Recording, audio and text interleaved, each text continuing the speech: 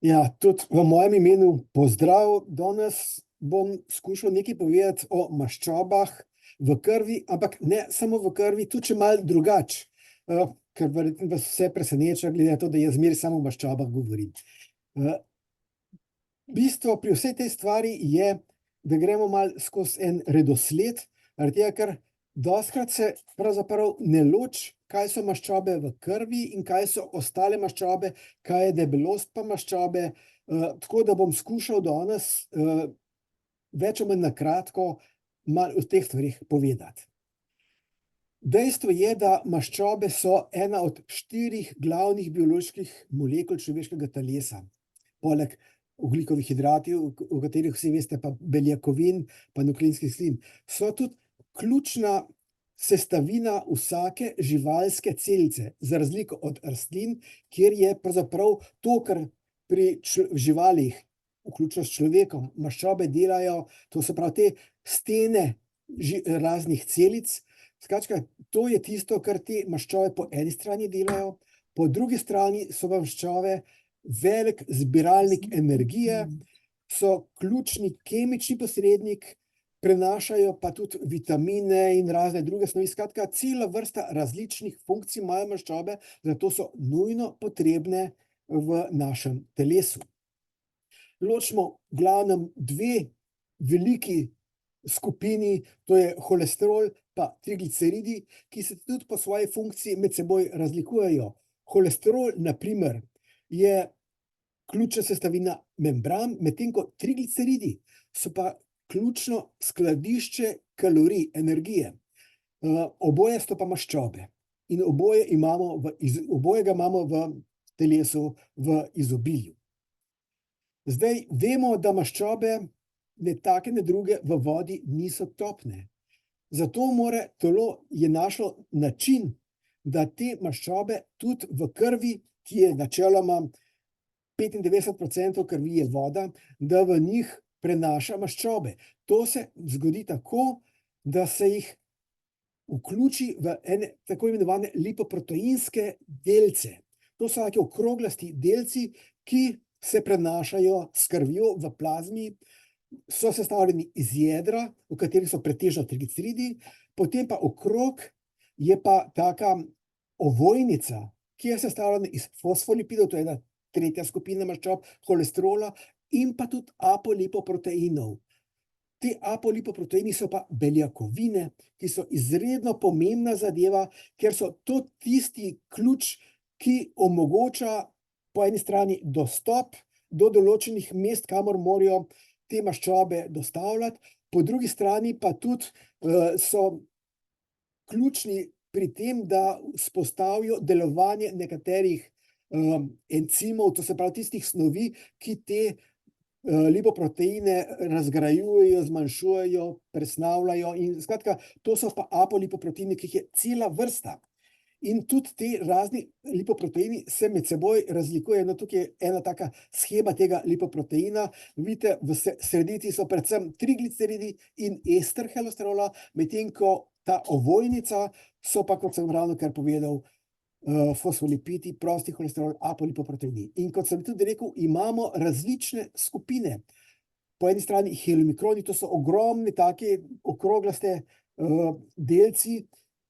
Bom tudi naprej povedal, kje nastajajo in kaj počnejo. Potem imamo pa še par drugih skupin. Najbolj poznani so tele LDL ali škodljivi holesterol, se tudi malo po domače reče, in HDL ali po domače koristni holesterol.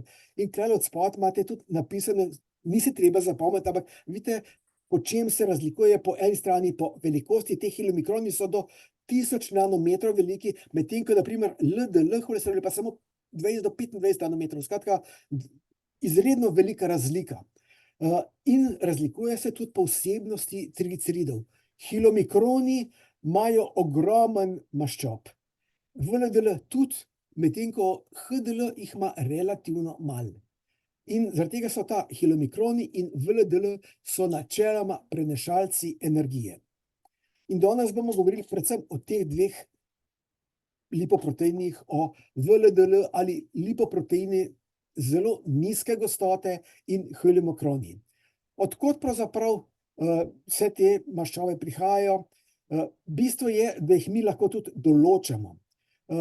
Vsi ste že slišali o tako imenovanem lipidogramu, ki zajema, ko greste k doktorju, pa rečejo, naredili vam bomo lipidogram, takrat določijo 3 vrste maščob. Holesterol v serumu, trigliceride v serumu in lipoproteine visoke gostote. Ta LDL holesterol se pa izračunava. V specializiranih laboratorijih pa še določene druge stvari, ampak to niti ni tako važno. Odkot maščobe prihajajo? V principu imamo 2 vira. Ena je od zunaj, to je tisto, kar mi pridobimo s hrano, drugo, bistveno večje, pa je tisto, kar naše telo dela.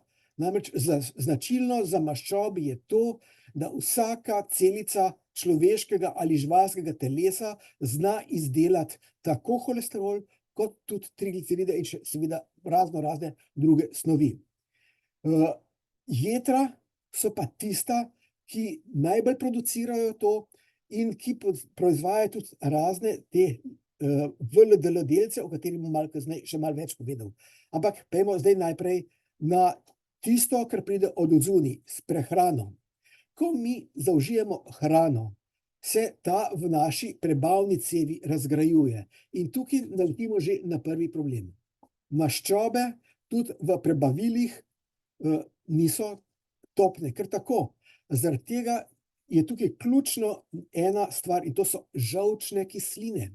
In zanimivo je to, tudi žolčne kisline, ki jih preko žolča izločamo v prebavila, nastanejo ravno tako iz holesterola. Ampak te trigliceride iz prehrane, maščobe iz prehrane razbijajo na zelo majhne delce, ki se lahko nato preidejo v celice v naših prebavilih, kjer se pa potem spet na novo sestavijo v tako imenovane hilomikrone. Te se pa v limfo izločajo in ta limfa je po enem takem dobrem sladko-mastnem obroku je bela ko mleko. In to je zaradi tega, ker je v njej veliko teh hilomikronov.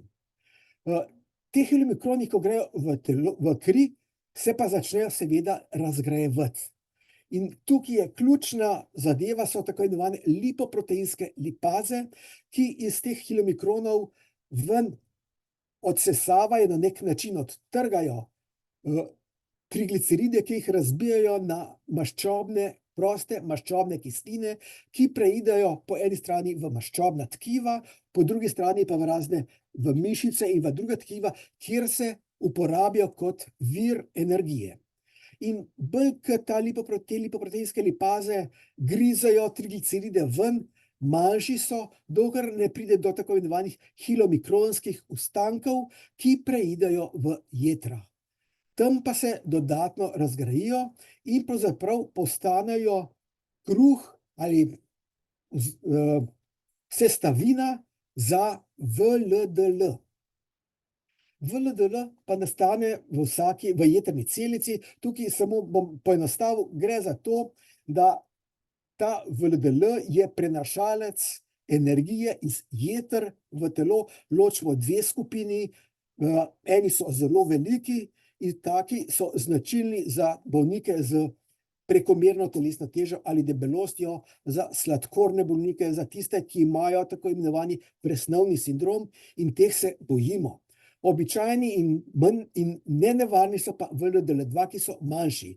Seveda se to spet presnavlja naprej, znova te VLDL1 in 2 jih napadajo te lipoproteinske lipaze, odcepajo proste maščobne kisline in te se manjšajo in iz tega nastane najprej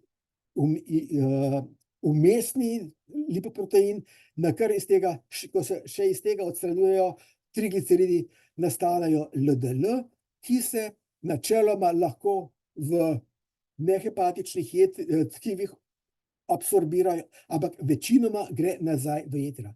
Tisto, kar bi ob tej priliki rad povedal, je to.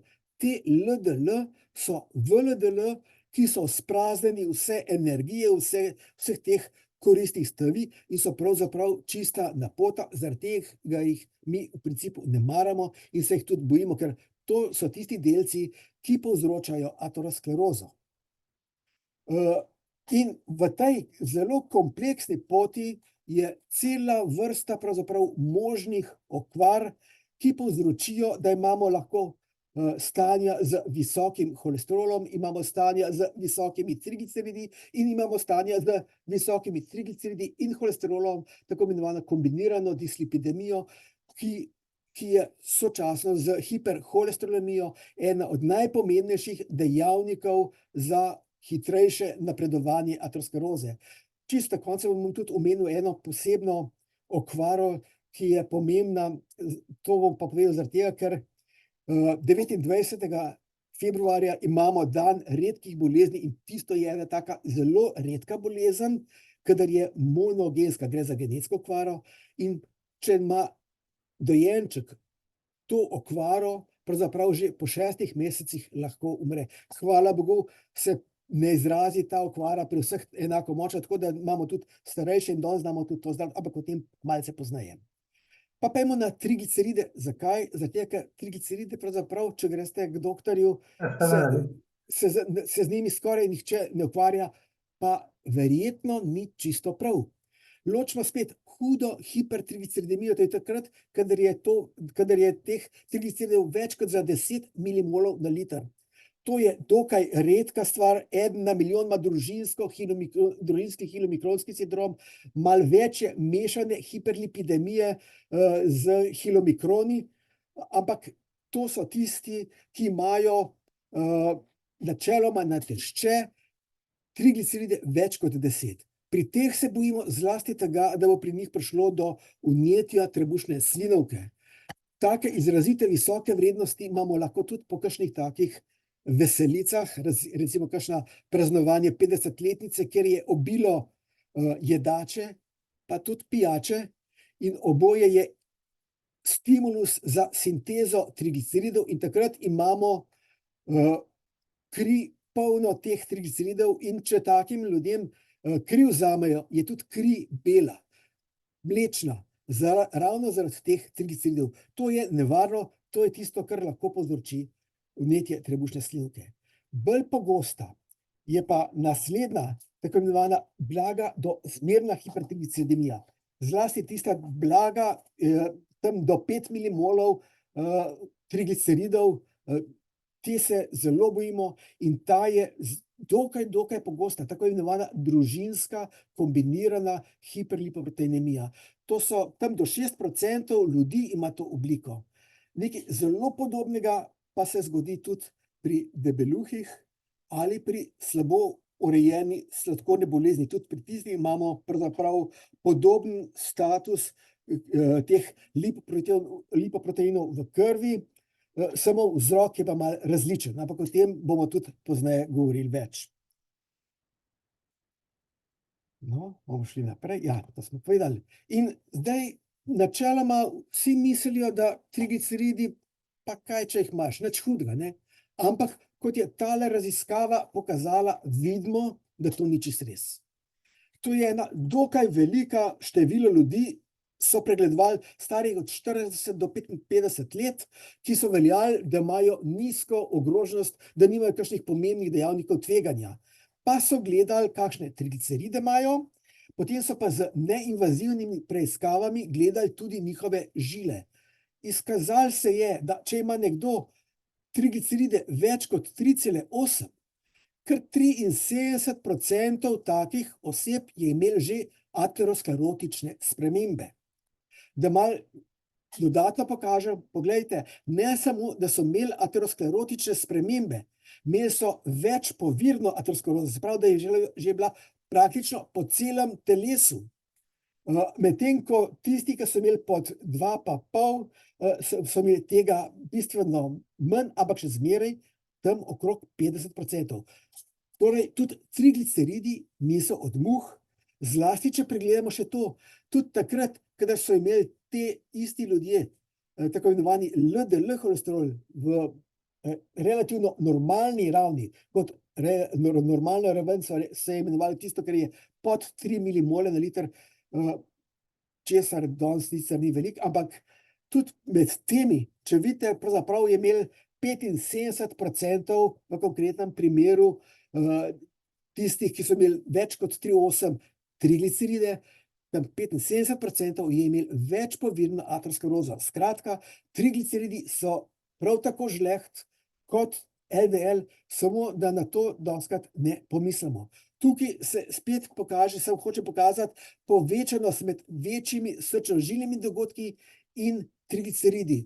Spet se pokaže, če je več kot 3, je pravzaprav nevarnost, da se bo kaj zgodilo, izredno velika, tudi kar se tiče infarkta med zdravo populacijo in tem je kar 3-krat večja nevarnost, da se bo kaj zgodilo. Ali če drugače pokažemo, prej sem govoril o tistih, ki imajo okrog 3 milimola, pod 3 milimola, tule pa pod 1,8 milimola LDL. Tudi te, če imajo več kot 2,3 milimola trigliceridov, poglejte, za 30% so bolj ogroženi kot tisti, ki imajo manj. To je pomembno, ker kaže na to, da na trigliceride ne smemo pozabiti. Stvar se še dodatno zaplete. Trigliceridi so pogosto povezani z tem, da imajo te osebe tudi nižjo raven tako imenovanega zaščitnega HDL holesterola. In če imajo te zelo nizko raven zaščitnega holesterola, pa visoko raven trigliceridov, pogledajte, 10-krat bolj so ogroženi za srčno-žilne, za koronarno bolezen, kot tisti, ki imajo relativno visok HDL in nizke trigliceride. Če te, ki imajo nizke, če je to 1, so ti 10-krat bolj ogroženi. To pravzaprav pokaže isto, samo da se še malo bolj plastično. Gre za eno stvar, namreč trigliceridi, sem rekel prej na začetku, so pretežno v VLDL holesterolu, pa vmesnih lipoproteinih, ampak tudi v LDL. Izkaže se, da kadar so tudi v LDL večje ravni trigliceridov, se drastično poveča nevarnost tako za ishemično bolezen srca, kot za možgansko kap, pa tudi za periferno arterijsko bolezen. Poglejte, za 53%, če imajo zvišano raven trigliceridov v LDL holesterolu. No, in zdaj gremo pa še na eno točko naprej, ko sem prej že govoril o neki posebni genetski okvari, ki povečuje po eni strani število LDL delcev, po drugi strani število VLDL delcev, ampak ima pa še eno zelo, zelo grdo lastnost. Pri tej okvari imajo osebe zamaščena jetra in ko vse to skupaj vzameš, pravzaprav pride do tega, da so te, kot sem rekel, če imajo homocigotno okvaro za ta kislo lizosomsko lipazo, že otroci umirajo zaradi jetrne odpovedi in vseh ostalih zapletov. Samo tako, da opozorim na eno stvar, na katero pravzaprav, ker je redko tudi pomislimo, ker je narobe, ker podobno, ampak v blažji obliki se lahko zgodi tudi pri odraslih in če to prepoznamo, danes znamo tudi to že zdraviti in zaradi tega moramo na to pomisliti. To je pa še nekaj drugega, kar je izredno pomembno. Kot sem že skozi to dolgo pripovedovanje povedal, hipertrigliceridemija je zelo povezana z metabolno disregulacijo, se pravi z motnjami v naši presnovi. Poveča se nagnjenost k trombozi, zamaščenost naših organov, na primer jeter, ko sem ravno kaj govoril. Zmanjšajo se HDL, povečajo se majhni, gosti in bistveno bolj škodljivi LDL delci. Naše celice v žilnih stenah se okvarijo in so manj zdrave, razvije se vnetje. Vse to je tisto, kar bistveno pospešuje po eni strani aterosklerozo, po drugi strani pa pravzaprav najeda naše splošno zdravje. In če gremo na tisto dokaj pogosto motnjo, za katero sem rekel, da je tam po enih podatkih 6% ljudi ima tako obliko.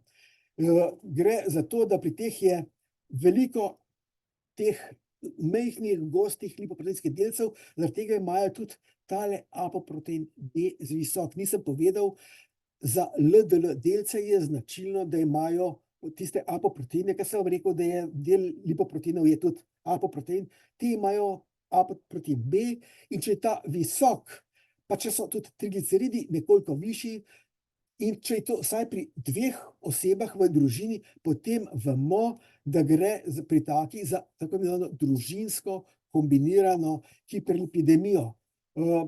To bom spustil in kot sem prej rekel, te imajo, začne se z VLDL1, to so tisti veliki VLDL delci, ki preidejo v majhne LDL delce, ki so bistveno bolj aterogeni in sočasno s tem se jim pa zmanjša tudi število HDL-ja in še ta HDL ni čist tak, kot bi moral biti in ne dela tako. Skratka, tukaj gre za celo kombinacijo nesrečnih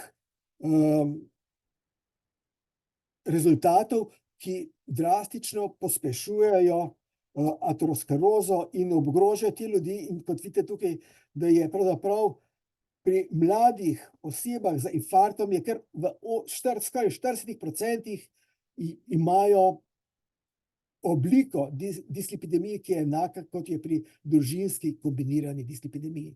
Se pravi, ne smemo pozabiti na trigliceride, ne smemo gledati samo LDL, misliti moramo tudi na ostalo, ker to obliko motnje v presnovi maščob se da dokaj dobro zdraviti. Zdaj pa HDL, malo sem že govoril o njem, tako imenovani zaščitni holesterol.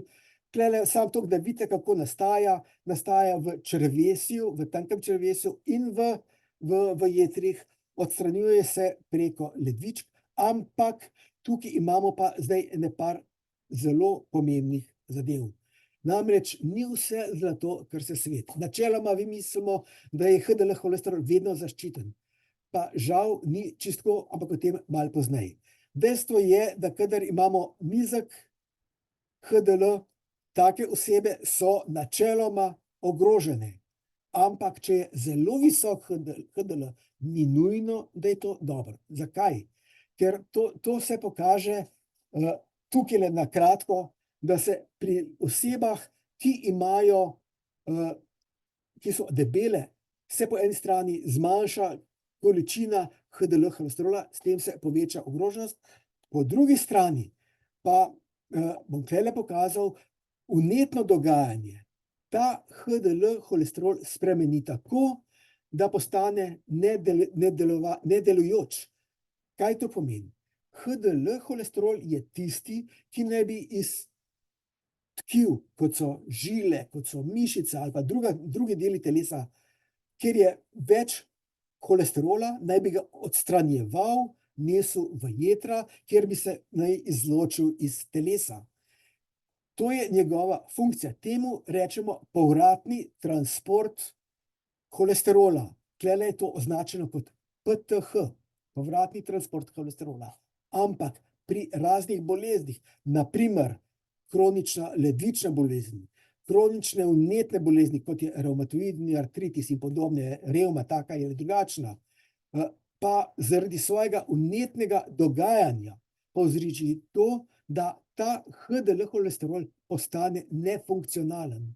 In v takem primeru, če je visok, je celo proaterogen, deluje tako, da se poslabša delovanje naših žil, cela vrsta neželenih učinkov je, trigliceridi grejo gor in pravzaprav povzroči velike težave. Ampak imamo možnost, da z ustreznim ukrepanjem to obrnemo in stvari grejo na boljše. Zdaj sem vam kar nekaj stvari natrosil o holesterolu kot takem, o njegovi začetni zadevi. Tisto, kar je rad pa zdajle povedal, je pa nekaj o debelosti in teh trigliceridih in podobno. Mi vemo, da poznamo različne tipe debelosti. Razlikuje se po tem, kakšen tip maščobnih tkiv je pri tej debelosti in drugo, kje se kopičijo te maščobe. Imamo tako imenovani hruščkast tip, pa jabolčni, moški imamo s trebuščkom, To je jabolčni tip debelosti, hruškasti, to je pa ženski, ki je bolj okrog bokov in tam, to je ženski tip ali hruškasti tip. Med seboj se razlikujete ta moški, kjer je predvsem v podkožju maščoba, ženski, kjer je v podkožju maščoba, je manj nevaren. Temu rečemo, da je metabolno manj škodljivo. Zdravo bi glih si težko rekel, ker debelost ni nobena zdrava, ampak je manj škodljiva. Škodljiva je pa tista maščoba, ki se nabira tukaj noter v našem trebuhu. Ne pa ta podkožna. Zakaj? Zaradi tega, ker kri iz notranjih organov, iz teh maščobnih tkiv se drenira v jetra. In kadar imamo veliko teh maščob tlele, se z raznimi encimi začnejo iz njih sproščati proste maščobne kisline, ki grejo naravnost v jetra, kjer spodbudijo nastajanje trigliceridov in s tem tistih velikih VLDL, o katerih sem že prej govoril, z vsemi škodami, ki jih to prenaša. Še enkrat pokažem podobno. Skratka, imamo ta dva različna tipa. Izkazalo se je, da debelost dejansko je neposredno povezana z veliko smrtnostjo.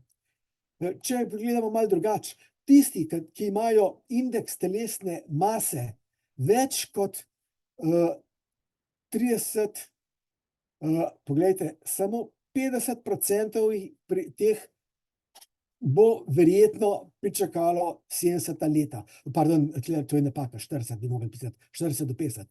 Pri tistih, ki imajo 35 do 40, je takih 60%, tisti, ki imajo pa normalno telesno maso, indeks telesne mase, to se pravi pod 25, od 18,5 do 25, pa v veliko višjem deležu doživijo 70 let.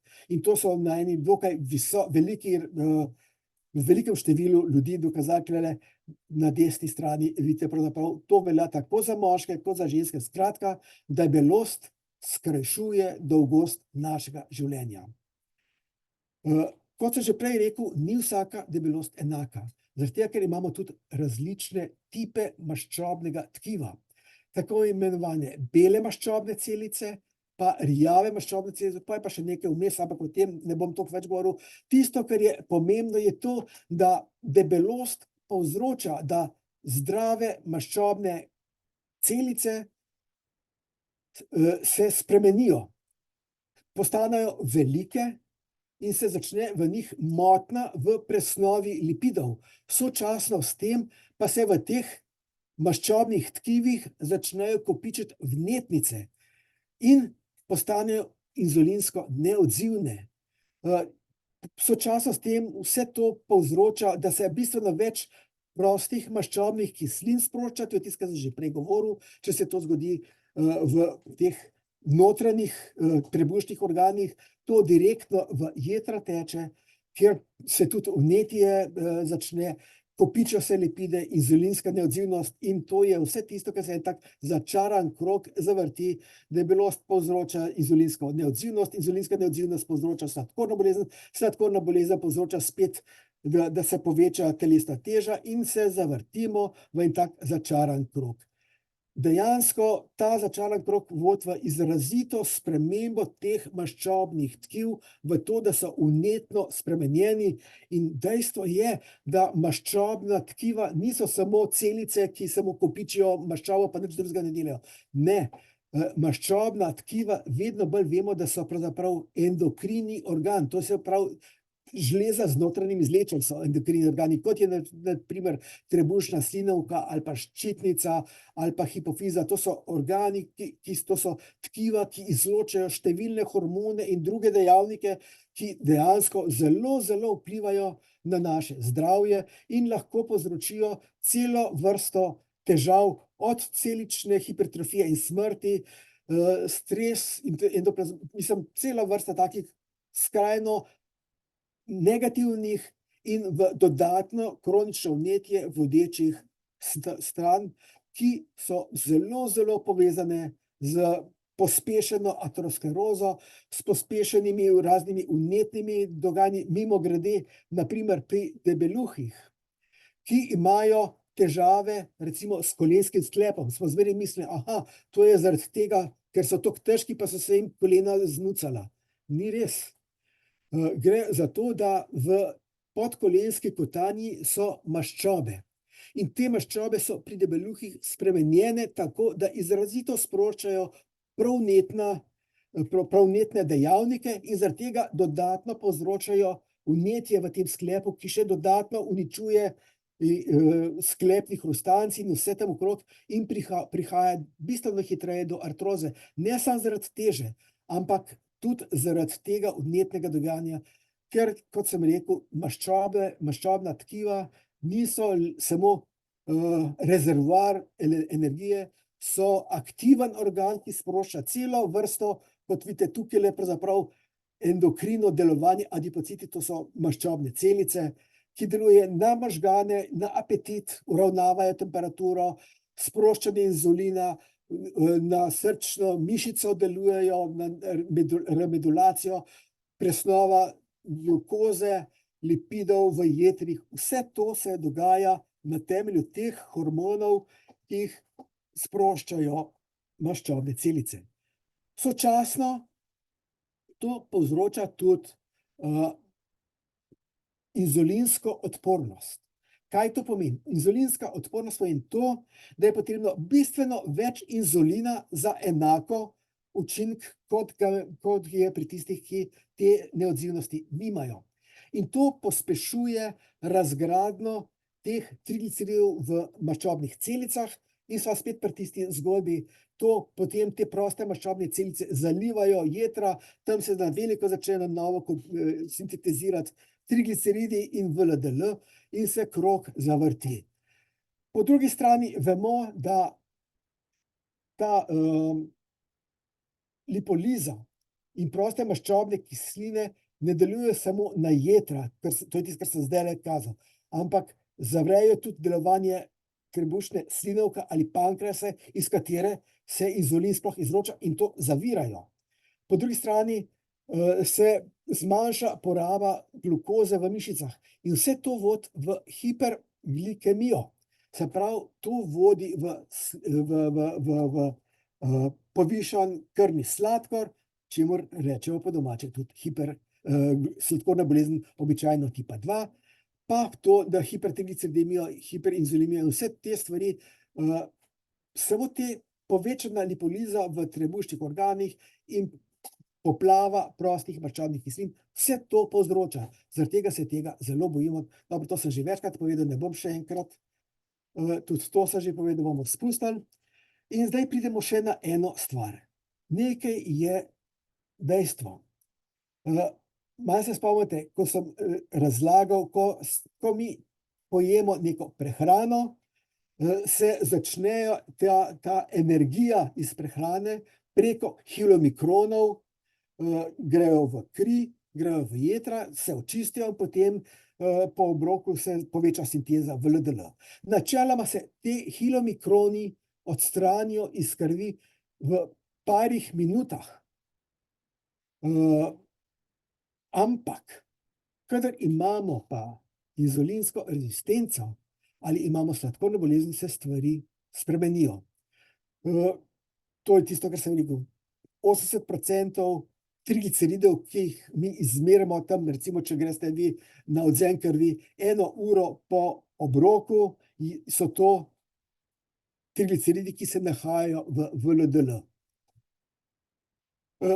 Pri sladkorni bolezni z inzulinsko rezistenco pa se stvari zelo, zelo spremenijo. Tule vidite, kaj se vse dogaja. To celo vrsto pomembnih stvari povzroči in tisto, kar je nenazadnje zelo pomembno, poglejte, kako se upočasni očistek teh kilomikronov. Skratka, pri teh ljudeh imamo še par ur po obroku v krvi kilomikrone in to je tisto, kar je tudi eden od vzrokov, spet smo pri vnetju trebušne slinavke. Take osebe imajo izrazito visoke trigliceride, zlasti po kakšnih praznovanjih, in to vodi v vnetje trebušne slinavke in vse zaplete, ki iz tega izhajajo. Pomembno je pa nekaj. Že majhno znižanje telesne teže nam omogoči pravzaprav, da se izboljša marsikaj. Od delovanja trebušne slinavke do izboljšanja občutljivosti za inzulin v jetrih in s tem pravzaprav se zavre sproščanje teh VLDL, zmanjša se vnetno dogajanje, izboljša se izraba v glukoze, pa tudi vseh ostalih stvari v mišicah. Skratka, cela vrsta zelo ugodnih stvari je, če mi že 1 kilo shujšamo. Zaradi tega je to zelo pomembno. Tulele samo pokažem, kaj vse se dogaja in vidimo, da je cela vrsta dejansko jasnih izboljšav, da različne organe, na primer gastroezofagalni refluksna bolezen. Tipično je to, da imajo debele osebe, zlasti tiste, seveda s trebušno debelostjo, imajo zelo pogosto to stanje, da se jim kislina vrača iz želodca v usta in to ima celo vrsto težav, od tega, da imajo težave z dihanjem, vse to lahko izgine. Če se shujša, ni več nočnih apnij, ledvična funkcija izboljša. Skratka, shujšanje je zelo, zelo pomembna stvar, ki med drugim pravzaprav tudi zmanjša tole, kar sem že večkrat rekel, zamaščenost jeter. Zamaščenost jeter smo včasih sicer mislili, da je to bolj taka banalna stvar, tako imenovana nealkoholna zamaščenost jeter. Danes pa vemo, da bistveno hitreje v takih jetrih pride tudi do razvoja raznih rakavih obolenj. Skratka, na to moramo misliti in to nealkoholno zamaščenost jeter je potrebno zmanjševati s tem, da obvladamo hipertrigliceridemijo, da shujšamo, da imamo ustrezno urejeno sladkorno bolezen in s tem, ko bomo shujšali, bomo tudi vse tele škodljive učinke debelosti spremenili. Nisem omenil, tudi prezgodnje staranje je povezano z debelostjo. Hipertenzija, znano je, da osebe, ki so debele in imajo visok krvni tlak, če shujšajo, se jim lahko krvni tlak celo normalizira in pri nekaterih sladkornih bolnikih se sladkorna bolezen samo s tem že uredi. Da pustimo demenco in podobne stvari. Na vse to shujšanje zelo, zelo dobro vpliva. In zdaj pravzaprav nekaj, zakaj je toliko debelosti danes? Možen odgovor na to je pri tem, kako se prehranjujemo. Mi moramo namreč nekaj vedeti. Naše prehranjevanje vpliva tudi na našo genetiko. Z spremembo prehranjevanja se je skozi čas tudi spreminjala naša genska sestava in se prilagodila prehrani, ki jo pač jemo. In mi vemo, da pravzaprav ta genetika se je razvijala tam okrog 4 milijone let, odkar vemo, da so človečnjaki na svetu. In v zadnjih 30 tisoč letih, ko smo prišli na kmetijstvo, se je še dodatno spremenila. Ogenj je tudi svoje prinesel. Mi vemo, da pred 4 milijoni let smo taki bili, živeli smo, sicer smo že hodili po 2 nogah, kot vidite tukaj na desni strani, ampak po noči so pa te še zmeraj, tako kot šimpanzi, živeli v drevesih.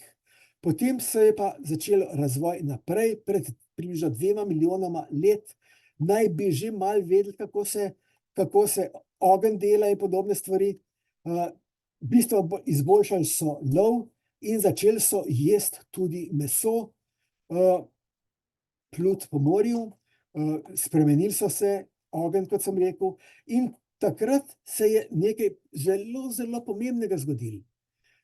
Povečali so se možgani in po drugi strani se je zmanjšal prebavni trakt, pa tudi zmanjšali so zobje. To je zelo čudna reč, ker bi človek rekel, da se to zgodi, moraš ti dobiti bistveno več energije, ker naprimer, porast na 170 centimetrov, ki je bil takrat in povečani možgani, načeloma skozi te možgane gre 20% vse krvi in 20% dnevne energije. Medtem ko je šlo prej, ko so bili možgani vsega skupaj tam 300 gramov, je bilo tega bistveno manj. In ko so gledali, kaj je to povzročilo, se je izkazalo, da je bilo to mogoče zaradi povečane uporabe mesa, ker so že tudi uporabljali orodja in so meso lahko razrezali, s tem so ga skuhali in s tem se je drastično izboljšal izkoristek. Tule od spod je malo napisano, kako se je zmanjšala, na primer, poraba energije za žvečenje in kako se je z tem povečala učinkovitost. Tako da to je zelo, zelo pomembno. Potem pa žitarice so začeli žeti pred 23 tisoč leti. In temu se je tukaj, vidite, pred 23 tisoč let star kamen, kjer so našli ostanke mletja žitaric. Takrat so jih takole lovili, niso jih še znali kar pridelovati, ampak približno 13 do 12 tisoč let pred našim štetjem so pa že začeli pravzaprav tudi načrtno gojiti žitarice in na ta način se je tudi izboljšala preskrba z energijo, s prehrano in takrat je bilo tudi omogočilo to, da so začeli živeti v naseljih. Ampak to je 13 tisoč let nazaj. Še zmeraj je meso pretežno prihajalo iz lova, dodatni ogljikovi hidrati so prihajali iz žitaric in sadja in podobnih stvari. Ampak človek je bil narejen tako, da je bil več ali manj vedno lačen, oziroma večinoma lačen, in zato je moral shranjevati energijo, ki jo je takrat, ko je mamuta ujel, pa je bilo veliko hrane, takrat je mogel to energijo shraniti. Kam je shranil? Shranil je v energetske rezerve. In če bi to v ogljikove hidrate spravil, ne bi dolgo živeli. V maščobah, ki so pa energetsko zelo bogate, pa je to lahko naredil. In kot tukaj vidite, 70 kil težek človek, če bi energijo, ki jo potrebuje, moral shranjevati v ogljikovih hidratih, tisto, ki je v maščobah, bi kar 200 kil moral tehtati, ker je energetsko svet potraten, ker 200 kil premikati porabi bistveno več energije, kot 70 kil premikati. In trenutno je tako, da v ogljikovih hidratih ima v telesu rezerve za en dan in to je taka hitra energija. Medtem ko v maščobah bi pa teoretično lahko živeli brez dodatne hrane, teoretično kar 70 dni, to, ki je tam noter. To je ena reč. Druga reč je pa to. To so bili lovci, nabiralci, ki so se več ali manj skozi gibali in so dnevno prehodili tam okrog 25 kilometrov. In temu je tudi naša genetika prilagojena. In približno tako so živeli ljudje pravzaprav še tudi do nedavnega. Poglejte, pred 200 leti so Slovenci, to je s Koroške podatek, se prehranjevali takole. In vidite, da samo pri bogati kmetiji, pri bogatem kmetu, 28% dnevnega vnosa je bilo pravzaprav iz mleka, mlečnih proizvodov, mesa in podobnih stvari. Vse ostalo, se pravi več kot 70% pa iz ogljikovih hidratov in vlaknin.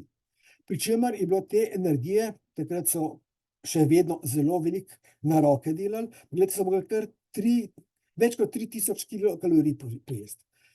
Revni kmetje so porabili pravzaprav iz slanine, masti in tega samo 11% energije dobili. Vse ostalo so bili ogljikovi hidrati, od česar je bilo kar 67% sorca.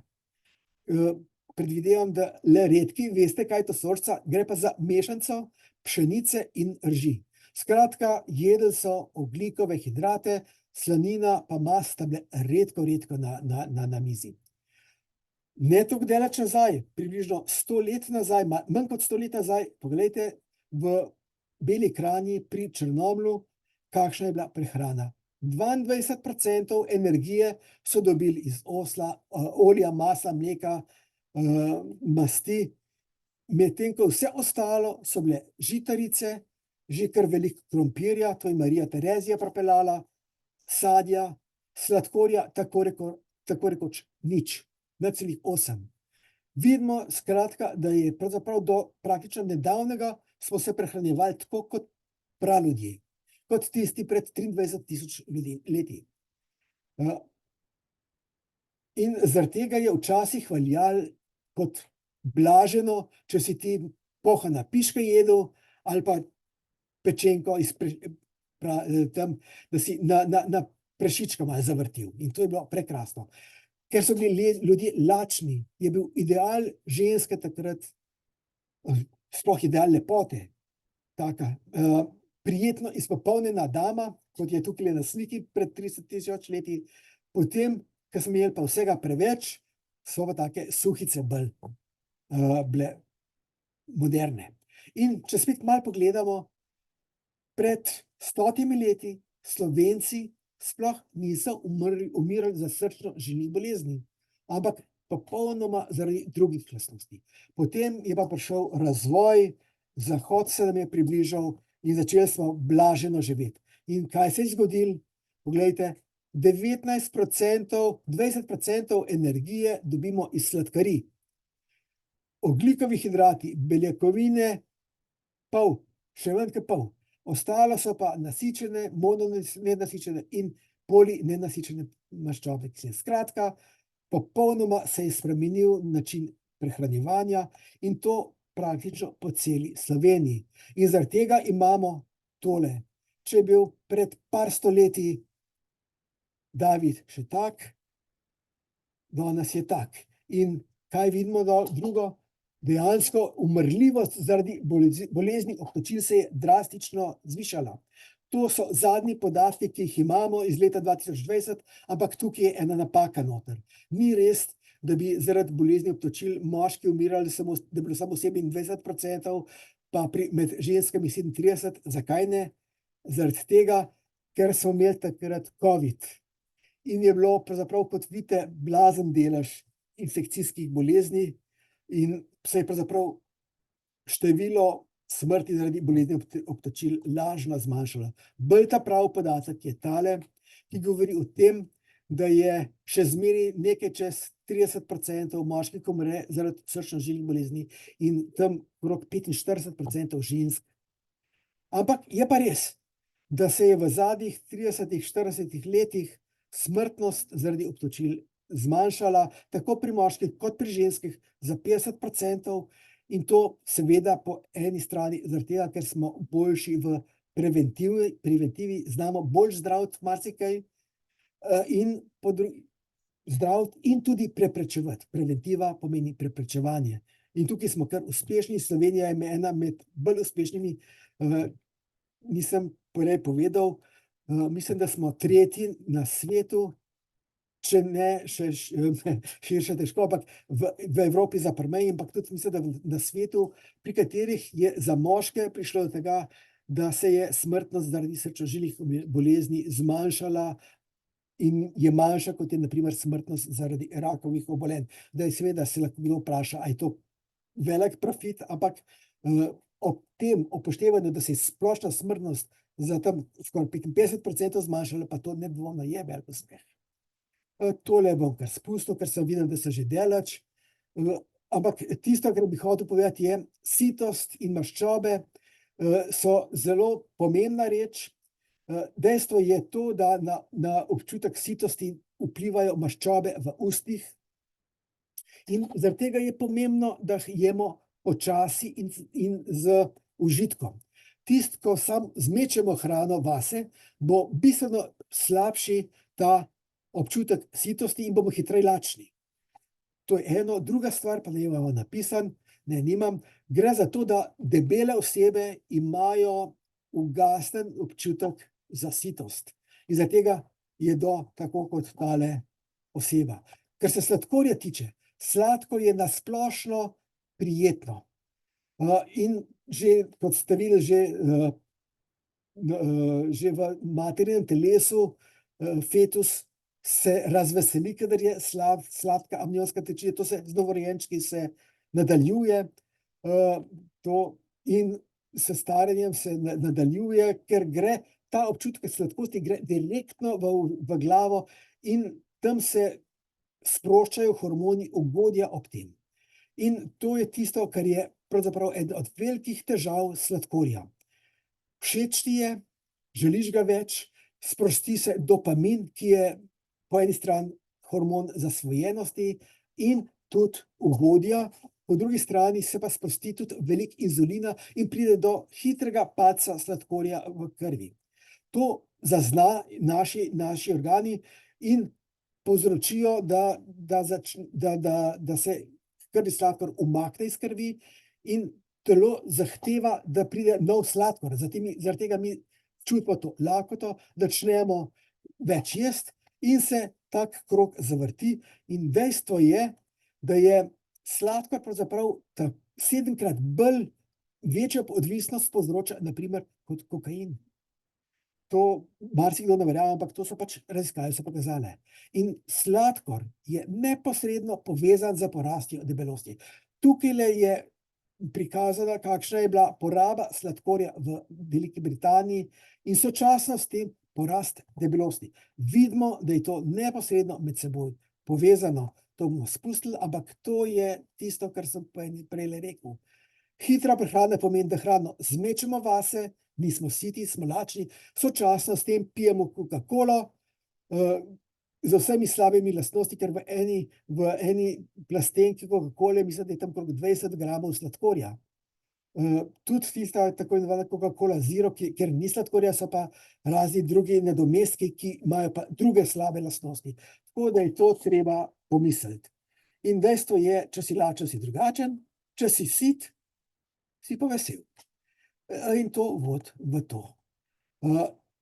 Začne se v mladosti, nadaljuje se pri odraslih in to pri obeh spolih in imamo težave. Vemo, da današnja prehrana je popolnoma drugačna, kot je bila včasih. In zaradi tega pravzaprav to vodi v debelost in v vse zaplete, ki jih to nosi s seboj. Tule bi samo še eno stvar rad pomenil. Gre za to, da v zadnjem obdobju je zmeraj več podatkov o tem, oziroma trditev, kako naj bilo meso škodljivo. Deloma je to res, deloma ni to res. Če se malo spomnite, prej sem kazal, ko je Homo erectus začel več mesa uživati in je spremenil način tega prehranjevanja, da je to omogočil razvoj možganov, je omogočil, da je zrastel, je omogočil, da je bil bolj mišicast in celo vrsto ugodnih stvari. Če ne bi bilo mesa, tega ne bi bilo. Je pa nekaj. Predelano meso je pa čist nekaj drugega. Tukaj smo vedno zraven razni dodatki in vedeti moramo, bolj ko je to meso okusno, to predelano meso, razne klobasce, pa razne zaske takšne ali drugačne, več ima dodatkov in več je pravzaprav slabih strani in tukaj je našteto, kaj vse pravzaprav tako predelano meso, na kaj vse lahko vpliva. Vidimo, da kar nekaj rakov, bolezni pljuč, možganska kap, kolorektalni rak, jasno, tam, kjer se to izločajo in preko česar grejo vsi ti aditivi, to je tisto, kar se pokaže. Čisto za konec bi rad povedal tole. Mi vedno govorimo, zdrava prehrana je tista prehrana, ki je podobna mediteranski prehrani. Zanimivo je, zadnjih 10 let National Health Organization vsako leto dela raziskavo vseh možnih in nemožnih diet in gledajo, katere so najbolj zdrave. In najboljša prehrana pri vseh stvareh je mediteranska prehrana. In zanimivo, tudi če gledate, katera prehrana je najboljša za zaščito srca, spet je na prvem mestu mediteranska prehrana. In poplava drugih diet je.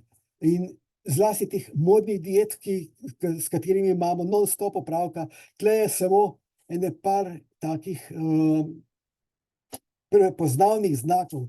To so prehrane, ki vedno obljubljajo, da boste 1, 2, 3 shujšali, sploh niso nevarne, pravzaprav je pravo blagostanje, če se jih lahko držiš, vedno nekaj priporočajo zraven, ker prodajajo seveda, Ampak dejstvo je, da vse te prehrane je strašno težko dolgotrajno vzdrževati. Tisto, kar se hitro dobi, se tudi hitro zgubi. Seveda, z vsako tako dieto bo človek shujšal, ampak še hitreje nazaj dobi, ko neha hujšati, ker telo se non-stop prilagaja naši prehrani in če začnemo mi stradati, se bo telo temu prilagodilo. Osnovna presnova se bo znižala in ko boste šli vi nazaj na prejšnji način prehranjevanja, bo to bistveno preveč za to znižanje in boste nazaj dobili. Kot vedno rečem, poznam ljudi, ki so par ton že shujšali in so še zmeraj izredno lepo okrogli. Mediteranska prehrana je tista, ki je ta prava, zato, ker je zelo, zelo podobna prehrani, katero so uživali zadnjih 23 000 let naši predniki. Veliko je bilo zelenjave, oreškov, raznih drugih stvari.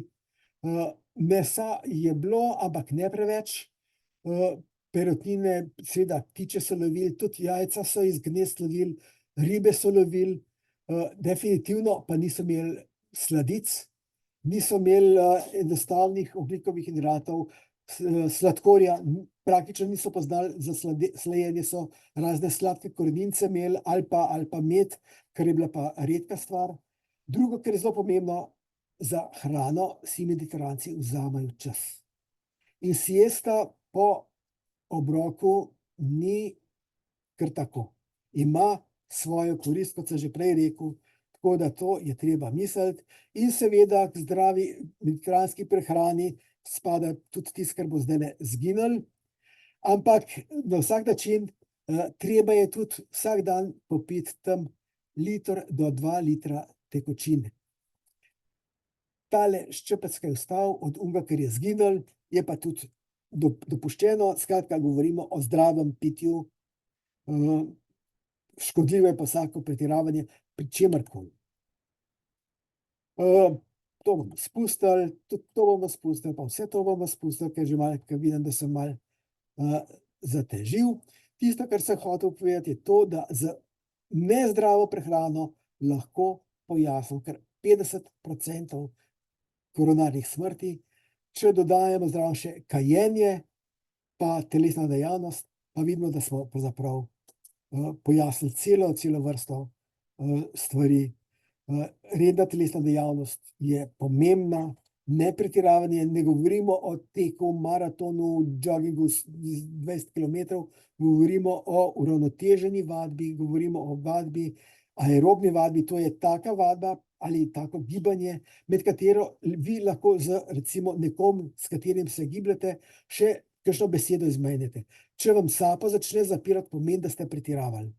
To je tisto, kar je pomembno in vse to na celo vrsto organov deluje, od srca do dihal, sečil, mišic, skratka zdrava aerobna prehrana, vaje za moč, vaje za gibljivost, to je tisto, kar je potrebno delati.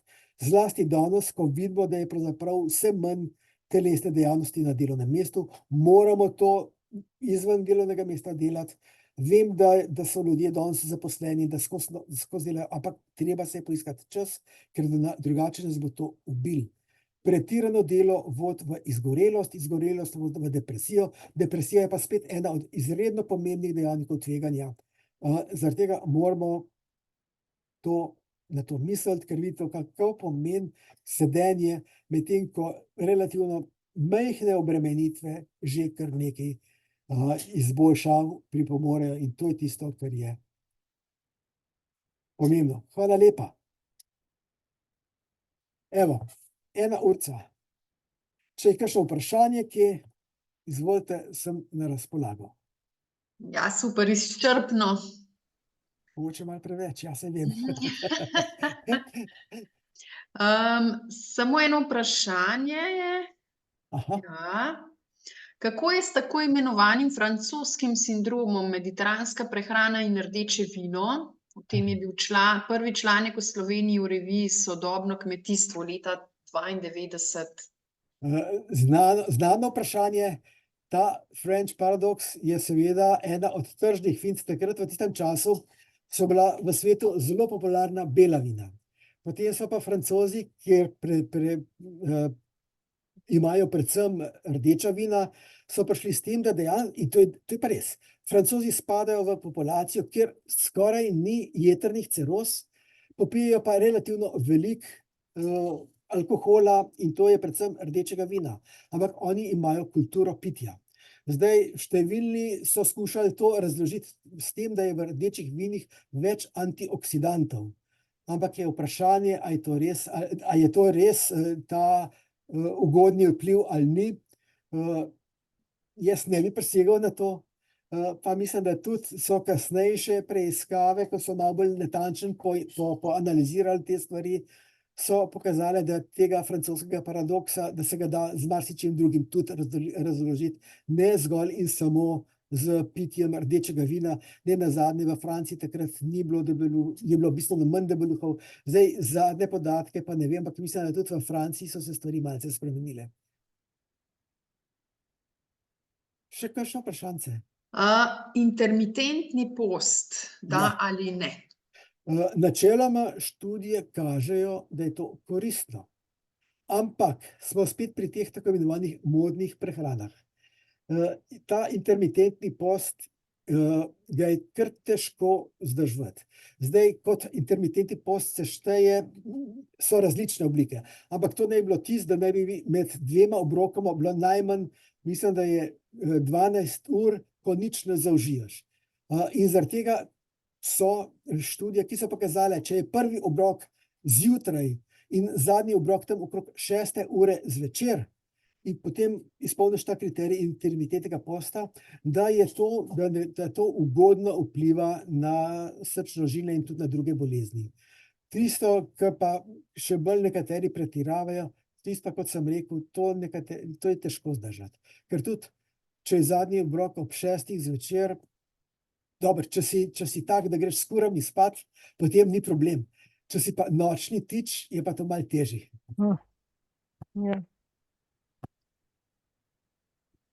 Ja, potem je še eno vprašanje iz Facebooka. Imam povišanje trigliceride 2,2 in zamaščena jetra, stara 68, prehranjujem se z mediteransko prehrano. Ali lahko svetujete? Ja, poglejte, mediteranska prehrana pomeni strukturo živil, ki jih ti zauživaš, ne pa kalorij. Dejstvo je nekaj, da s staranjem se naša presnova tudi spreminja in vedno manj energije potrebujemo za vzdrževanje tako imenovanih teh bazalnih, temeljnih dejavnosti telesa. Od prebave rabiš manj, gibljamo se manj, vse sorte teh stvari je, zaradi česar ti sčasoma potrebuješ zmeri manjše obroke, zmeri manj energije, da so te energetske potrebe pokrite. Če mi jemo še vedno tako, kot smo pri 20 letih, se bomo zredili in bomo imeli visoke trigliceride in trigliceridi in zamaščenost jeter sem pa že prej, mislim, da kar na široko povedal, da to gre pa iz roke v roki. In zaradi tega je zelo pogosto je, da imajo osebe z motnjami v presnovi maščob tudi povišane jetrne encime, ravno zaradi teh zamaščenosti jeter. Rezime, verjetno bi bilo potreben malo kalorije zmanjšati. Zdaj, če ima še kdo kakšno vprašanje, lahko kar zastavi. Drugače pa ni v chatu nič več. A je kakšna rokca? Nič. Nobene rokce, pa nič. Da bomo probali, kako gre. Hvala lepa, zelo dobro je bilo. Hvala lepa tudi vam za potrpljenje, Bog vas živ, nasvidenje. No, tako. Očitno smo končali. Ja. Hvala lepa. Hvala lepa. Hvala lepa. Lep pozdrav iz Dol. Ja. Kje si? Tam sta, v redu, ja. Ja, Aha. živijo. Pridno poslušala. Prav. Hvala. Zate, Bernarda, kaj, ne? Ja, veliko. Veliko. Žebljico na glavico. Še od mene lep pozdrav. Bog že, ja.